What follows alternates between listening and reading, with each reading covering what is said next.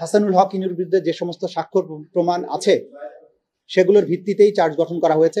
এই বিপ্লবকে, এই আন্দোলনকে, এই আইনকে চ্যালেঞ্জ করে এই আদালতে দাঁড়িয়ে কোনো কথা বলার অধিকার কোনো আসামির নাই, সেটা অবশ্যই রাষ্ট্রদ্রোহিতা হবে। তারা এই প্রত্যেকটা এভিডেন্সের গুণগত মান নিয়ে আর্গুমেন্ট করার চেষ্টা করেছেন। ট্রাইব্যুনাল বলেছেন চার্জ গঠনের সময় সাক্ষ্য প্রমাণের গুণগত বিশ্লেষণ করার সুযোগ নেই, কারণ এটা একটা পূর্ণাঙ্গ বিচারের মাধ্যমে, ট্রায়ালের মাধ্যমে কেবলমাত্র সেটা করা সম্ভব। সেই কারণে তাদের চার্জ গঠনের আদেশের বিরুদ্ধে যে রিভিউ পিটিশন ছিল সেটাকে খারিজ করে দিয়েছেন। সেই রিভিউ পিটিশনে তারা 3টি মারাত্মক কমেন্ট করেছিলেন বা স্টেটমেন্ট লিখেছিলেন, যেটার ব্যাপারে প্রসিকিউশনের পক্ষ থেকে আমরা তীব্র আপত্তি জানিয়েছি। একটা হচ্ছে তারা এই সরকারের আইন প্রণয়নের ক্ষমতা, অর্ডিন্যান্স জারির ক্ষমতা, সেটাকে তারা বলার চেষ্টা করেছেন, এটা যথার্থ না।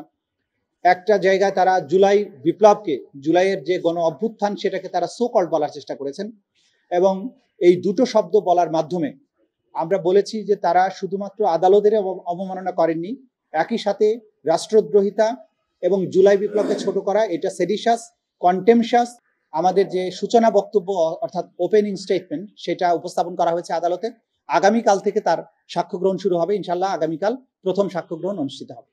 বিচার প্রক্রিয়া নিয়ে যেগুলো ক্রিটিসিজমের আইনসম্মত সংজ্ঞা আছে, উপায় আছে, সেগুলো অবশ্যই করা যাবে, কিন্তু কোনো বিচার প্রক্রিয়াকে চ্যালেঞ্জ করা, যে রাষ্ট্রের ভিত্তি আজকে বাংলাদেশ নামক রাষ্ট্রটা যে জায়গায় দাঁড়িয়ে আছে, সেটা জুলাই অভ্যুত্থানের মাধ্যমে অর্জিত আরেকটি বাংলাদেশ।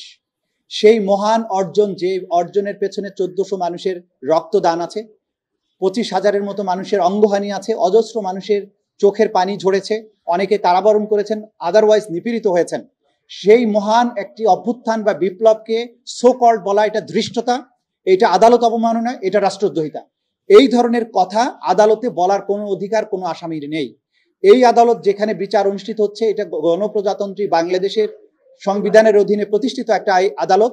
এই ট্রাইব্যুনালের যে আইন, সেটা 1973 সালে স্পেশাল একটা আইন, ক্রাইমস ট্রাইব্যুনালস অ্যাক্ট 1973, এটা সংবিধান দ্বারা সুরক্ষিত। এই বিপ্লবকে, এই আন্দোলনকে, এই আইনকে চ্যালেঞ্জ করে এই আদালতে দাঁড়িয়ে কোনো কথা বলার অধিকার কোনো আসামির নাই, সেটা অবশ্যই রাষ্ট্রদ্রোহিতা হবে।